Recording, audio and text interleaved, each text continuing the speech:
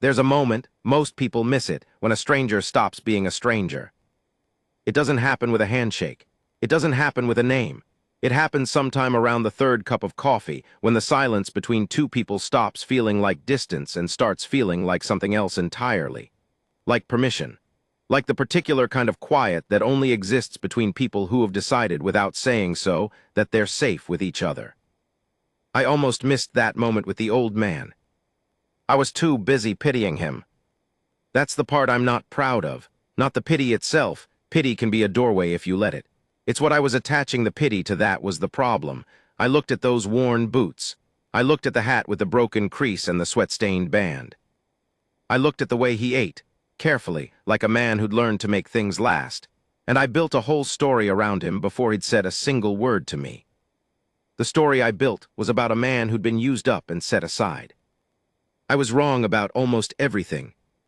And when his son walked through that diner door 3 days later, driving a truck that cost more than my childhood home, wearing a jacket I couldn't have afforded on 6 months of wages, I thought I finally understood. I thought the story had arrived at its obvious ending. The successful son, the forgotten father, the lesson about money and love and what gets passed down between generations. I was wrong about that too. What I didn't know, what none of us knew, sitting in that diner with our coffee and our assumptions, was that the old man had been watching us the whole time. Every one of us. Reading us the way you read land, looking for what's underneath, looking for what's true beneath the surface crust of things. He'd been doing it his whole life. And he was still doing it right up until the moment everything changed. This is what I recorded. This is what I remember. I keep a log, have since my grandfather taught me that memory is a liar but paper doesn't flinch. Some of what follows I wrote down immediately. Some I pieced together later in the quiet when the weight of it had settled enough that I could look at it directly. I'll warn you now, this story doesn't end the way you think it will. Nothing this man did ever ended the way you thought it would. The Sweetwater Crossroads Diner hadn't changed its menu since 1987, and based on the lamination on those placemats, it hadn't changed those either. I'd stopped there 3 times in the last 2 years, always heading somewhere else, always treating the place like a parenthesis in a longer journey. A bathroom, a coffee, maybe a piece of pie if my mood was right, and the miles behind me were more than I wanted to think about. The morning I first saw the old cowboy, I was coming off a bad week. I don't mean bad in any dramatic sense. I mean the kind of bad that accumulates quietly. An overdue bill you've been pretending not to see, a phone call you've been postponing, a decision you've been circling like a man walking around a fire, trying to figure out which side is the cool side. I'd been on the road since before sunrise, watching the Texas Panhandle unspool itself through my windshield, that particular flat immensity that either calms you completely or makes you feel like you're going to come apart at the seams. That morning it was doing the latter. I parked, I went in. I took the corner booth, which is my habit and my slight compulsion. Corners give you the whole room, and I like to see who comes through the door. He was already there. Far end of the counter, 2 stools from the wall, sitting the way very old cowboys sit, which is a specific and distinctive posture that has nothing to do with stiffness and everything to do with a kind of deliberate economy of motion. Like a man who's calculated exactly how much energy anything is worth and is spending accordingly. His hat was on the stool beside him. His jacket, flannel, heavyweight, the kind with snap buttons worn smooth from years of use, was draped over his knees. His hands were on the counter around a coffee mug, not gripping it, just resting there, keeping it warm or letting it keep him. He was maybe 75, maybe older. It's hard to say with men who have worked outside their whole lives. The sun does a particular arithmetic on a face, subtracting softness, clarifying bone structure, leaving something that reads simultaneously as ancient and as permanent as bedrock. His boots were the thing that got me, though. They were good boots. I could see that from across the room, the kind of quality that announces itself in the last 10%, in the stitching pattern, in the heel construction, in the particular way good leather breaks in rather than breaking down. But they were worn to the edge of serviceable. The right toe had been resoled at some point, not recently. There was a crack in the left shaft that someone had tried to condition out and partially succeeded. These were boots that had been taken care of, carefully, consistently, for a very long time, and they'd still arrived at the end of their usefulness. I wrote that in my log, old man at counter, boots on last legs, hat on the stool like a companion. Orders coffee, no food yet. That last part, no food yet, was what activated something in me. It was 8:40 in the morning. The breakfast rush, such as it was in a diner that served maybe 30 covers on a busy day, was thinning. Most people had ordered, eaten, paid, and gone. This man was sitting with coffee and nothing else, and the way he was doing it had the quality of careful pacing, like he was timing something, like the coffee was a first move in a longer game. Marlene, the server I recognized from previous stops, came around the counter with the carafe. She's a woman in her late 50s who moves through that diner the way a river moves through a landscape it's shaped over decades, without thinking about it, finding the efficient path by memory and inclination. She topped off his mug. He said something. She laughed, a real laugh, not a service laugh, and touched his shoulder briefly with one hand before moving on. That small exchange cost me something. That's the only way I know how to describe it. I'd been sitting with my pity already assembled, and watching that small moment of genuine warmth between two people who clearly knew each other made me feel the smallness of the story I'd built. But I didn't abandon it yet. I just set it aside temporarily, the way you set a tool down when you're not immediately using it. His name, I would learn later, was Cal Drenner. But at that moment, he was just the old cowboy with the worn boots and the careful coffee. I ordered eggs and toast, which is my reliable order at diners of uncertain quality, hard to destroy, reliably filling. While I ate, I watched Cal Drenner without being obvious about it, which is something I'm good at. I've been keeping logs since I was 19 years old, which means I've been practicing observation for close to 20 years, and the primary skill observation requires isn't attention so much as the ability to look like you're paying attention to something else. Around 9:15, he ordered oatmeal and a side of wheat toast, no butter mentioned. I couldn't hear the full exchange, but I saw Marlene write it down, and I saw his posture shift slightly when he did.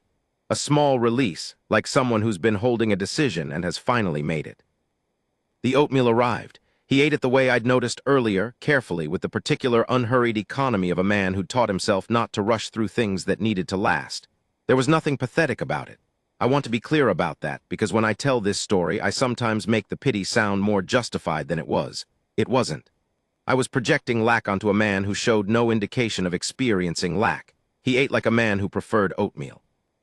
He might have been a millionaire eating oatmeal because he liked oatmeal. I had exactly zero evidence to the contrary. But I'd built the story, and I was still living inside it. He finished. He didn't ask for the check immediately. He sat for a while with his second coffee, looking out the big window at the parking lot and the highway beyond it, and something about his expression during those minutes made me stop writing in my log and just watch. He had the look of a man reviewing something, not regretting exactly. Reviewing. There's a difference. Regret has a forward lean to it, a wanting to change. What this man had was more like the expression of someone reading a ledger they've already accepted, not happy about every entry, but not arguing with the arithmetic. When Marlene brought the check, something happened that I caught because I was watching closely. He reached into his jacket pocket, the inside pocket, the one that buttons, and retrieved a worn leather wallet. Not old-fashioned, not romantic, just a wallet that had been used a long time. He opened it, looked at it in a way that was slightly longer than necessary, then placed some bills on the counter with a precision that looked like deliberation. He took back some change when Marlene returned it, but left what I estimated to be a $20 tip on what couldn't have been more than a $12 order. I wrote leaves generous tip, deliberate, like he's giving something he wants to give, not performing generosity. I thought about that for a long time after. He came back the next morning. I was still there. I'd gotten a room at the motel 2 miles down the highway because the thing I'd been driving away from had followed me anyway, the way those things do, and I decided to stop pretending motion was solution. I needed a few days to think. The diner was a place I could sit without anyone requiring anything of me, which is a quality I prize highly in establishments. He took the same stool. Marlene had his coffee poured before he settled in, which meant he was a regular in the genuine sense. Not a man who came every day, but a man whose pattern she'd memorized and anticipated. She asked him something, and he shook his head, a small motion, and she squeezed his shoulder for just a moment longer than the previous day and moved away without saying anything else. I wondered what she'd asked. I wondered enough that I moved. I'm not usually a mover. I observe from a fixed position, cataloging, but something about the quality of that shoulder squeeze made me pick up my coffee and my notebook and relocate to the counter. 2 stools down from him, close enough to be in potential conversation range without being aggressive about it. He didn't look up when I settled. I ordered a refill I didn't need. Marlene poured it and gave me the particular look that experienced servers give to people they're trying to read, deciding whether I was a problem or just an eccentric. I smiled. She moved on. For maybe 4 minutes, neither Cal Drenner nor I said anything. The counter was quiet. The radio over the grill was playing something country, but low enough that it was texture rather than content. A couple of truckers were finishing up at the far end of the room. The cook made a sound with a spatula that echoed briefly and then was absorbed. He spoke first. He said without looking at me directly, "You've been watching me for 2 days." Not a question, not hostile, just a statement delivered the way you state a fact about weather. I felt the back of my neck go warm. That obvious. To me, a pause. "You keep a journal." "Log," I said, which is a distinction I make without fully being able to explain. "I keep a log." He looked at me then, a proper look, not a glance. His eyes were a faded blue-gray, the kind that sometimes looks washed out in bright light and sometimes looks unsettlingly clear, and they were doing the latter at that moment. What's the difference? A journal is about how you feel. A log is about what you see. He thought about that. Then, slowly, he nodded. Not in agreement exactly, more like acknowledgement that he'd received the information and found it worth retaining. "What have you logged about me?" he asked. I could have deflected. I thought about deflecting. But there was something in the directness of the question that made deflection feel like a small dishonesty. And I'd noticed, in the way you notice things you then have to sit with, that he was a man who probably noticed small dishonesties the same way he noticed weather. "That you're careful with money," I said. "That you eat like someone who's learned not to waste, that you tip generously, that Marlene knows you well enough to do something for you without asking first." I paused, and that I built a story around those observations that was probably mostly wrong. A very long moment. Then the corner of his mouth moved. It wasn't quite a smile. It was the ghost of one, or maybe the infrastructure of one, the kind that appears when something has genuinely landed. "What story did you build?" he asked. "A man who's had a hard run," I said. "Fallen on some difficulty, making things last because he has to." He was quiet for a moment. Then he picked up his coffee mug and drank from it, and when he set it down, he said, "That's not the worst story anyone's ever told about me." "Is it accurate?" "Parts of it," he said. Then, "The parts about being careful, those are accurate. The reason behind them might be different than you figured." I opened my notebook, not asking permission, just doing it, and he watched me do it without commenting. "What's the reason?" I asked. He looked out the window again. The particular reviewing expression was back, but this time it was directed at something specific, something outside the window that I couldn't see and suspected wasn't actually there. "My wife passed 14 months ago," he said. "April 14th. She kept the books her whole life, 41 years of keeping the books." He paused. "I've been practicing how she'd have done things, trying to keep them the way she kept them." I didn't write anything for a moment. Then I wrote, "He's not being careful because he's poor. He's being careful because it's grief." His name was Calvert Drenner. Cal to most people, Calvert to his wife, Mr. Drenner to no one living that he cared about. He'd been born in Deaf Smith County in 1947, the second of 4 sons of a man who ran cattle on leased land, and believed in working before talking and sleeping before worrying, and never, under any circumstances, borrowing against next year to pay for this year. He'd ranched his whole life, started on his father's operation, moved to his own when he was 28, a decision that had required borrowing against next year, which his father had regarded as a moral failing, and which Cal had paid back in 3 years, which had required a renegotiation of his father's moral framework. He told me this in pieces across that second morning and into the afternoon, because I didn't leave and he didn't seem to want me to. Marlene refilled our coffees without being asked, and at some point around noon she brought Cal a bowl of the soup special without him ordering, and he thanked her by name, and she said something back that made him shake his head like someone amused against his will. He'd sold the ranch 2 years ago. That was the part I'd been missing, the part my story had gotten backwards. He hadn't lost it. He'd sold it. His son, There was one son, Garrett, had wanted him to sell it earlier, had been urging the sale for 3 years. Cal had resisted, not because he needed the money and not because he loved the work, though both of those things had been true at various points. He'd resisted because his wife, Eleanor, had been alive, and the ranch was the place where their life had its shape. After she passed, he said, the shape went out of it. He looked down at his coffee. Garrett flew in, took care of the arrangements with me, stayed 2 weeks, and when he left, he said, Cal stopped, looked at his hands. He said, Dad, you could come live near me, you don't have to stay out here alone. Another pause. I told him I wasn't alone, which was a lie, but I needed it to not be true yet. He said this with no particular performance of emotion. He was just reporting it, the way you report conditions. But the log entry I wrote said, this is a man who has spent 75 years being competent and is now doing the hardest work of his life, which is learning to need things. What brings you to the crossroads? I asked. He looked up. My son's coming tomorrow. He didn't volunteer more than that, and I didn't press. We talked for another hour about other things. The way the Panhandle had changed since he was young. A specific drought in the 80s that he described with the precision of a man for whom weather was not atmosphere but event. The way that Eleanor had once driven a tractor for 16 hours straight because the crew they'd hired hadn't shown up. And how she'd done it with her jaw set and her radio on. And how when she'd finally climbed down, she'd said only, well, that's done, and gone inside to start dinner. He loved her the way men of a certain generation love women of a certain character, with a depth of admiration that had no vocabulary available to it, that could only express itself in the precision of memory, in the specific details chosen for the retelling. I wrote down the detail about the tractor, and the words, well, that's done. Around 2 o'clock he paid his check, carefully, the same as before, the tip generous and deliberate, and put on his hat and stood up, and for a moment he was a completely different scale than he'd been sitting. He was tall. He'd been compressing himself on that stool, and standing he was just over 6 feet, straight in the spine despite everything, and there was something in the posture that made me understand suddenly that the compressing wasn't from diminishment. It was from preference. He took up less space than he could have by choice. He nodded at me. You going to be around tomorrow? I think so, I said. Garrett's coming at 11, he said.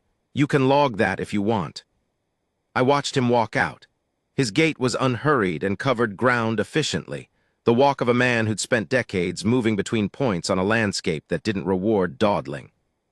After he'd gone, Marlene came over and collected his cup, and looked at me with the particular assessment of someone who's watched a thing happen, and wants to know what the observer made of it. He okay? I asked. She considered the question with more seriousness than I'd expected. He will be, she said, finally. He's just learning something he should have learned 20 years ago and didn't need to until now. She paused. He's learning how to let his son take care of him. She went back to the kitchen. I wrote tomorrow, 11 a.m. The sun arrives. I've been building a story about a man reduced. I'm starting to think I've had it completely backwards. I sat with my cold coffee and the afternoon light coming through the big window, falling across the counter in long planes, and I wondered about Garrett Drenner. What kind of man he was, what the shape of their relationship was, what his son's coming meant when said in a voice that held no particular excitement and no particular dread, just acknowledgement, the way you acknowledge weather. I would find out in the morning.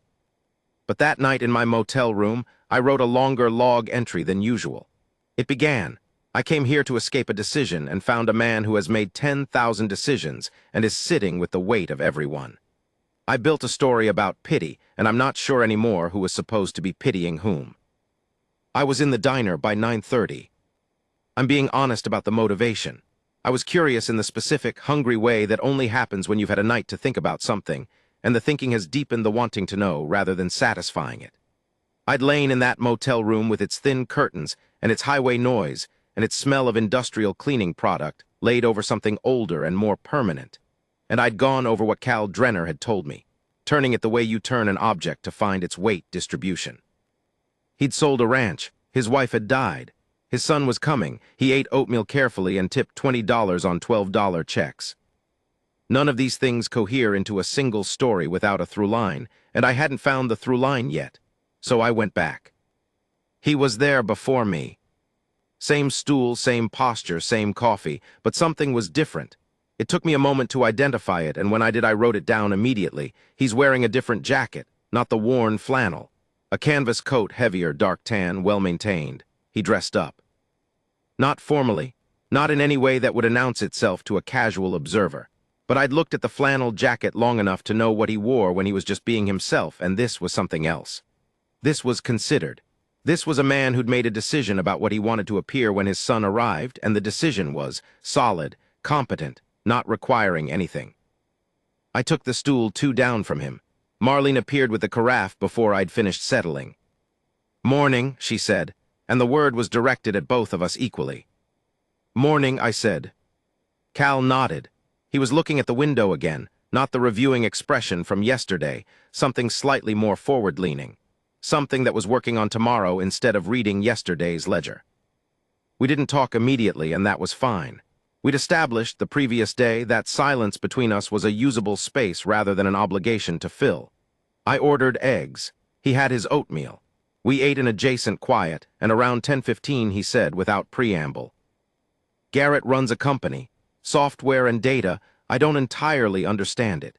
He's tried to explain it to me 3 or 4 times, and I get the general shape. Something about managing information for other businesses. Has about 400 people working for him." He said this the way you'd state weather conditions. Temperature, wind direction, chance of precipitation. Here is what is true. Here is the landscape.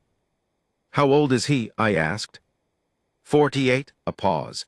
"He was born the year I started the operation on my own. I've told him that over the years, don't know if it means to him what it means to me." "What does it mean to you?" He thought about it for a moment.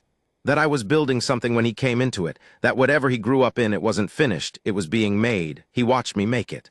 He drank his coffee. "I wonder sometimes what that looked like from where he was standing, whether it looked like industry or like—" He stopped, started again. "Whether it looked like I wasn't paying enough attention to the thing in front of me, because I was always looking at the thing being built." The guilt in that sentence was quiet and old, and had clearly been examined many times. It had the quality of something a man has looked at so long he can see it clearly in any light.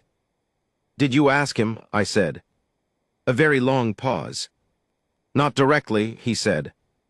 I wrote he is preparing in his meticulous way to ask directly. The sun is arriving at 11. This morning is preparation. Garrett Drenner arrived at 11:07, and I know it was 11:07 because I was watching and writing. The truck came first. I heard it before I saw it. A truck with the particular quietness of new engineering, expensive and understated, the kind of silence that costs more than noise. Black, recent model, clean in a way that trucks in this part of the country only stay clean if you're not using them for work. He sat in it for a moment after parking. I could see him through the diner window, and I wrote, sits in the truck for a moment before getting out, preparing. Then he got out, and I understood several things immediately, and had to revise several others. He was tall, taller than I'd expected, though I should have predicted it given his father's height. He wore dark jeans, a quality leather jacket, driving boots. His hair was silver dark, close-cropped. He moved well, with the efficiency his father had, the same groundedness, though on a different scale. Where Cal moved like a man crossing a pasture, deliberate and terrain-reading, Garrett moved like a man crossing a lobby, quick but controlled. A man accustomed to rooms that required traversal. He was handsome in a way that was partially inherited and partially constructed by decades of purpose and authority.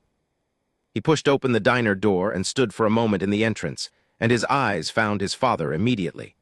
The fraction of a second that took was the most revealing thing I'd see all morning. He knew exactly where to look, which meant some part of him had been looking for his father for a very long time. Cal turned on his stool. Their eyes met. Nothing happened that was visible, which was everything. "Hey, Dad." "Garrett." Garrett came to the counter, and they did something that was half handshake and half something more.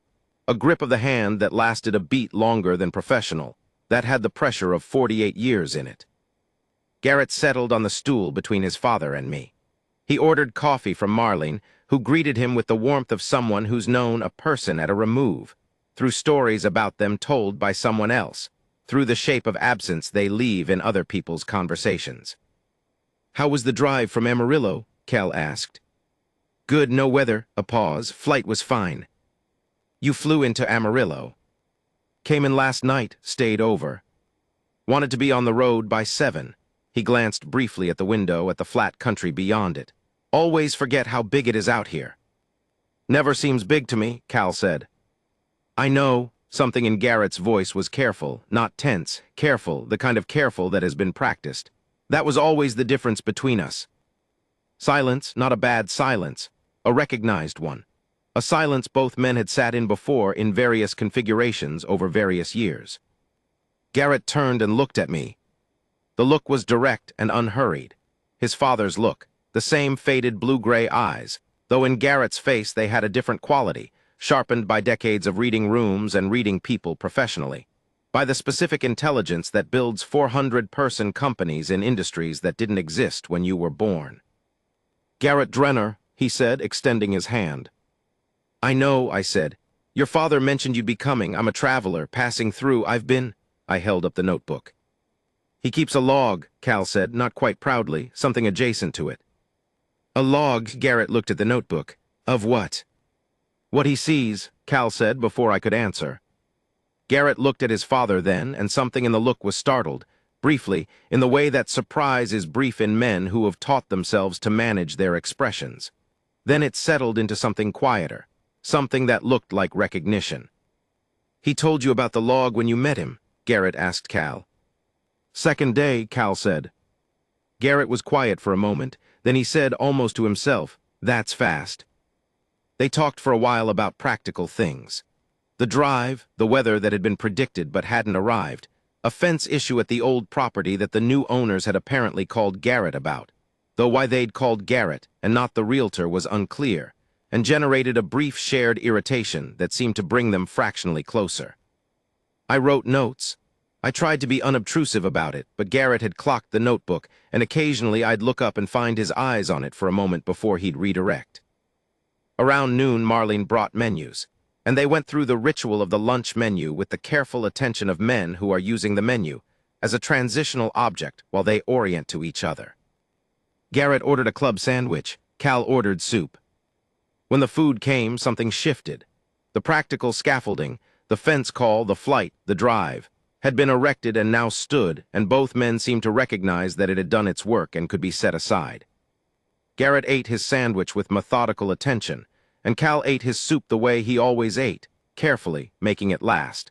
And the difference in how they ate was the most visible record of how differently the same life had landed on them. I talked to Peterson, Garrett said. Peterson, I would understand from context, was a lawyer. About the house. Cal set down his spoon. The house on the ridgeline, Cal said. He says there's no issue. With the title with the road access, it's clean. Garrett paused. The listing would go out in September if we want to catch the fall market. We talked about this, Cal said. I know. I said I wasn't ready. I know, Garrett's voice was carefully steady. Not pressuring, I registered that specifically because I'd been watching for it and it wasn't there. He was laying out information. I just wanted you to know the timeline, when it works and when it doesn't. The decision is yours. Cal looked at his soup. It was her mother's house, he said. I know that too. A pause. I'd stopped writing, which I almost never do, but writing in that moment felt like an intrusion my pen physically couldn't make. 3 months, Cal said. Give me until November. Garrett nodded immediately. No negotiation, no counter, just yes. November works. Cal picked up his spoon again. Something in his shoulders had shifted, not relaxed exactly, but adjusted, like a man who'd braced for a push and found instead a steadying hand. It was later in the afternoon, when the diner had thinned and Marlene was doing her end-of-rush cleanup, that the thing happened that I hadn't expected, and that changed, for me, the entire shape of what I'd been observing. Garrett had excused himself to take a call. He'd stepped outside, and through the window I could see him in the parking lot, jacket collar up against the October wind, talking with the focused attention of someone managing something from a distance. Cal watched him for a moment through the window, then he looked at me. You've been good company, he said, these few days. You've been generous with your time, I said. He was quiet, then, can I ask you something? Of course. What did you think, he said slowly, when you first saw me before we talked? What did you think? I could have softened it. I looked at him and understood from everything I'd observed in 3 days that softening it would be the wrong move. He was a man who'd spent his life working with what was true. I thought you were a man who'd had a hard run, I said. Who was being careful because he had to be, I thought. I paused. I thought I was watching someone diminished. He received this without any visible reaction for a moment. Then he said, and now? I looked at my log, at 3 days of entries, at grief and 41 years and well, that's done, and learning to let his son take care of him. Now I think I was looking at the wrong thing, I said. I was reading the surface, the boots, the oatmeal, the careful wallet, and building a story about what was missing. I didn't see what was there. What's there? He asked. The question was genuine, not rhetorical, not a prompt for reassurance. He actually wanted to know what I'd seen. A man who decided, I said, after losing someone in the middle of a grief that would have leveled most people, to eat the way she kept the books, to live carefully, precisely, the way she would have wanted, not because you couldn't afford otherwise, because it was the closest you could get. He was quiet for a long time. Outside, Garrett was still on the call. The October light was turning the parking lot to amber, the long afternoon light that makes even gas stations look briefly beautiful. She would have liked you, Cal said finally. Eleanor, she'd have wanted to read that log. I'd have let her. He nodded, something settled in his face, not peace exactly, but the acknowledgement that something had been correctly named. Then he said, Garrett rebuilt his company 3 times, first one failed. He was 29, married, his daughter was 2 years old, and the company failed, and he came home, came to the ranch for 6 weeks. Eleanor kept him. I worked him. We never said what it was, recovery. We just made him work, and she kept him fed, and we didn't ask him to talk about it until he was ready. A pause. 3rd company's the one that worked. He never told me what he learned from the first 2. I never asked directly. He looked at his hands. I'm thinking of asking. Through the window, Garrett was finishing his call. He stood for a moment in the parking lot looking at the diner, and his expression, from this distance through glass in the amber light, was hard to read precisely, but I wrote. He looks at the diner the way his father looks at the window, looking through to something he's trying to locate. Then Garrett came back inside. Sorry, he said, London office. How's London? Cal asked. Rainy. Garrett sat back down. He looked at his father, then at me, then at his father again, with the expression of a man who's walked into a room and understood that something happened in it recently, not bad but significant. What did I miss? Cal looked at me, and there was something in the look brief, acknowledged, closed. We were talking about Eleanor, he said. Garrett's expression did the thing expressions do when a name arrives that carries its own gravity, a fractional adjustment, a small preparedness. What about her? He said, careful. Just Cal paused, how she kept things. Garrett looked at his coffee. She kept everything, he said. She did. The 3 of us were quiet.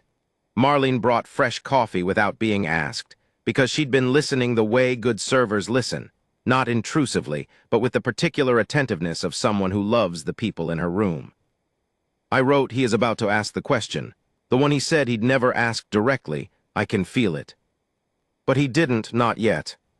He was building to it the way you build to something you've waited 40 years to say, carefully, brick by brick, making sure the foundation is solid enough to hold it. What he said instead was, You hungry? Marlene makes a pie here. Garrett looked at him. Yeah, he said, I could eat some pie. And something, not everything, but something real and specific, shifted between them. The pie was pecan, which was appropriate because Eleanor had grown up in a house where pecan pie was the language of repair. Cal told me this only later, after Garrett had stepped out again, standing in the parking lot in the amber light with his phone to his ear, managing his London problem from a Texas panhandle diner parking lot with the ease of a man who's made peace with the absurdity of his own life. She made it every time something was hard, Cal said, watching his son through the window with the particular expression of a man reading a familiar landscape. Not as comfort, as declaration, like saying, here is something real. Here is something I made with my hands that will hold its shape. Whatever else is falling apart, this holds. I looked at my pie. I wrote he brought them here to this diner on this day.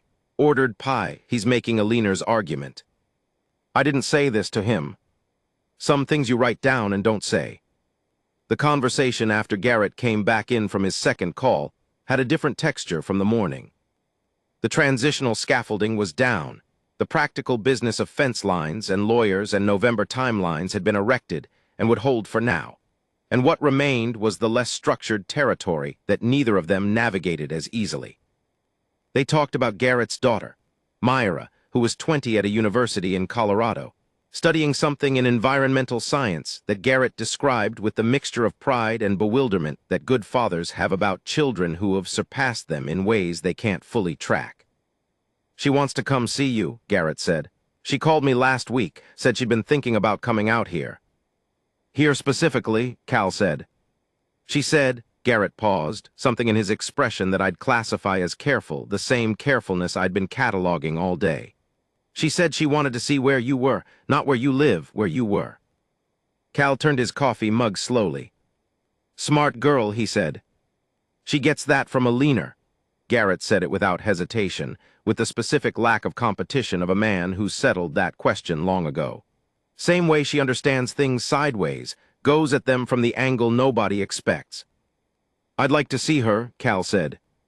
"I know." "Tell her," Cal stopped, started again. "Tell her the Ridgeline house has her grandmother's roses still, in the back. Whoever bought it, they haven't cleared the garden yet. She might want to see them before," he stopped again. "Before November. Before the listing." Garrett looked at his father, and what moved across his face in that moment I couldn't fully categorize. It was too layered, too quick. But I wrote, love and guilt and helplessness and respect all at once. The face of a person who cannot fix the thing that needs fixing and knows it.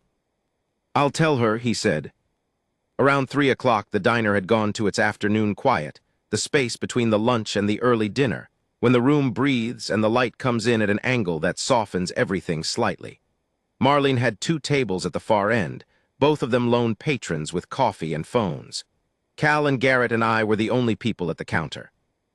And Cal asked the question. He did it the way he did everything, without ceremony, without build-up that announced itself as build-up, as if it were a natural following of the current of the conversation, though we'd been talking about Myra and about nothing in particular. He said, "Garrett, the first company." Garrett went very still. "Not tense, still. There's a difference. Tension is a bracing against something incoming. Stillness is recognition." "What about it?" he said. "I never asked you what happened." A pause. In the pause, I heard the refrigeration unit behind the counter cycling, and the low radio, and the distant sound of a truck on the highway beyond the window. "I know you never asked," Garrett said. "I want to ask now." Another pause. This one was different in quality. It had a decision-making quality, the particular texture of silence in which a choice is being made that will hold. "It wasn't the business that failed," Garrett said finally. "The model was right. The market was right. He stopped. "I had a partner who was doing something I didn't know about for 8 months. By the time I found out, there was nothing left to save." Cal was quiet. "You never told me that," he said. "No. Why?" Garrett looked at his pie. He'd eaten maybe half of it, the same measured eating as his father, and I'd noticed it in my log without noting the significance. He eats like his father. "Because when I came home," Garrett said, I was in a bad place, not manageable. I was drinking, not dramatically, quietly. The way that's almost worse because nobody can point to it. Alina knew. She didn't say anything. She just..." He stopped. "She made you work," Cal said. "You made me work," Garrett said. "She made me eat." A pause, and somewhere in the middle of that 6 weeks I realized that neither of you had asked me to explain myself, and that felt like... He shook his head.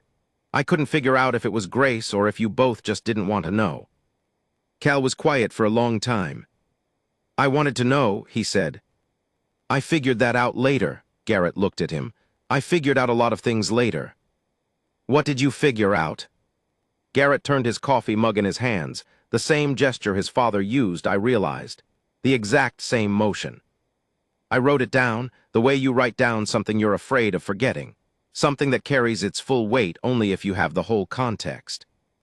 That you don't ask questions you're afraid will hurt the person being asked," Garrett said. "That you never figured out that I needed to be asked, that you thought the work was enough, the silence was enough." He paused. "That you were wrong, but not..." He stopped, gathered. Not wrong in a way that doesn't make sense, wrong in the way people are wrong when they're doing the best they know how with what they've been given. The quiet that followed wasn't the recognized silence of the morning. It was something larger and less comfortable and more necessary. Cal put his coffee mug down and looked at his son. "I should have asked," he said. "Yeah," Garrett said, "you should have." "I'm asking now." Garrett looked at him for a long moment. His eyes, the same faded blue-gray, the same quality of seeing clearly in certain lights, were working through something. I watched it and wrote nothing because there are moments when the log becomes a violation, and this was one of them. I closed the notebook. "I know," Garrett said, "I know you are." Here is what I pieced together over those hours. And in the days after, when I finally left the crossroads and took the road I'd been putting off taking. Calvert Drenner had not sold the ranch because he needed the money. He had sold it because his son had built a company 4 times larger than anyone in the data management sector expected, had built it on a work ethic, and a stubbornness that Cal had recognized with a mix of pride and responsibility that he'd never fully articulated, and the money from the ranch sale, handled through 3 trusts, and a structure that Garrett's lawyers had helped design, had been redirected into 2 scholarship funds, one in Alina's name at the County Agricultural College, one in the name of the town where Cal had been born, for first-generation students from working ranching families. I didn't learn this from Cal. I learned it later when I did some searching because the curiosity that starts things never fully lets go. He hadn't mentioned it. Not once in 3 days, with a stranger who'd been watching him eat oatmeal and writing in a log. He talked about Alina and Garrett and Myra and the Ridgeline house with the roses. He talked about the drought of the 80s and his father's moral framework about debt. He'd told me what grief looked like when it dressed itself in careful habits. He had not said a word about the scholarship funds. When I found out, I went back to my log and read every entry from those 3 days, looking for the through line I'd missed. Here's what I wrote in the summary. I built a story about a diminished man and found the opposite.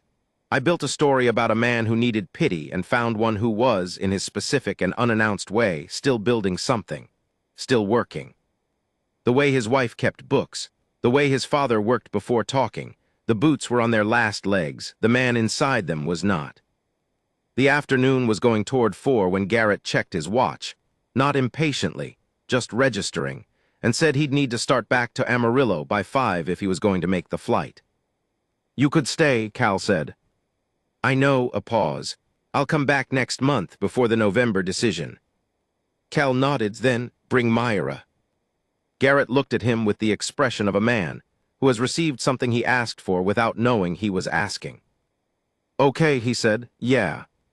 I'll bring her." They paid, Garrett reaching for the check first, Cal making no protest, which I understood now as its own significant adjustment, the thing Marlene had said about learning to let his son take care of him. And they stood together at the counter for a moment, 2 tall men with the same eyes and the same way of occupying space and 48 years of complicated love between them. Garrett said, "You're okay out here." Cal looked around the diner, at Marlene, who was refilling the far table without looking over but whose attention was entirely in this direction, at the big window with the late afternoon panhandle light beyond it, at the highway going both ways, at the counter, and the stools and the laminated menus. "For now," he said. "I'm okay for now." Garrett put his hand on his father's shoulder, a grip, brief, real, the pressure of 48 years again. "That's enough," he said. Garrett drove away at 4:47. I watched the black truck pull out and head south, and then I watched Cal watch it, standing just inside the diner door, his canvas jacket on, his hat in his hand for once rather than on his head. He stood there for maybe 30 seconds after the truck had become too small to see.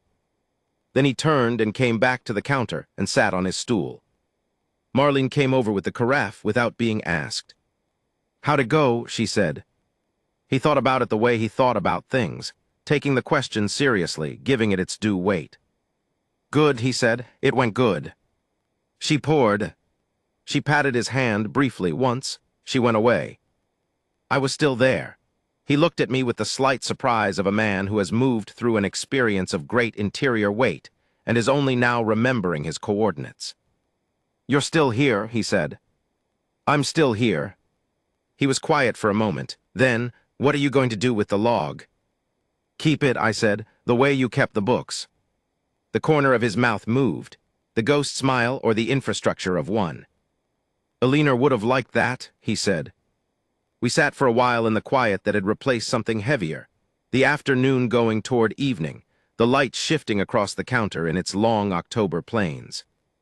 Marlene moved around the room doing end-of-day things, and the radio played something low and country and old, and the refrigeration unit cycled, and outside the panhandle held its enormous stillness the way it always had and always would, indifferent and vast and somehow, in spite of everything, beautiful. I didn't write anything for those last 20 minutes. Some things you just sit in. I left the next morning. I'd made my decision, the one I'd been circling for 2 weeks, the one that had driven me to the road and kept me there, and it turned out to be simpler than I'd made it. Most real decisions are. The difficulty isn't in the deciding. It's in the willingness to stop moving long enough to make it. I wrote one final log entry in the parking lot of the Sweetwater Crossroads, my truck running, the cold October air coming through the window I'd cracked for the smell of it. Note, I've been calling this a log about what I see. 3 days here, and I'm not sure the distinction between seeing and feeling is as clean as I made it out to be when I explained it to him. Maybe a log is just a journal where the feeling is honest enough to look like fact. He came here to wait for his son. He came here because it was a middle place, between the ranch he'd sold and the Ridgeline house that still had Eleanor's roses and the future that would contain November. He came here to be in a space where no one required anything of him, and he found a woman who already knew him and a stranger who was watching and a counter that held his coffee and kept nothing back. His boots are still on their last legs. He'll get new ones or he won't. That's not the story. The story is that I came here to escape a decision, and I found a man who has been making hard decisions for 50 years and still sits carefully with what they cost. And watching him, watching how he does it, the economy of it, the precision, the refusal to perform anything in either direction, I understood something I didn't have words for before. You don't have to be diminished to be careful. You don't have to be poor to make things last. Sometimes the careful thing is the most intentional thing, the most chosen thing you've got. I put the truck in drive. The highway went both ways, which it always does, which is the thing about crossroads that people forget when they're busy treating them as problems. They always go both ways. I went the direction I'd been avoiding.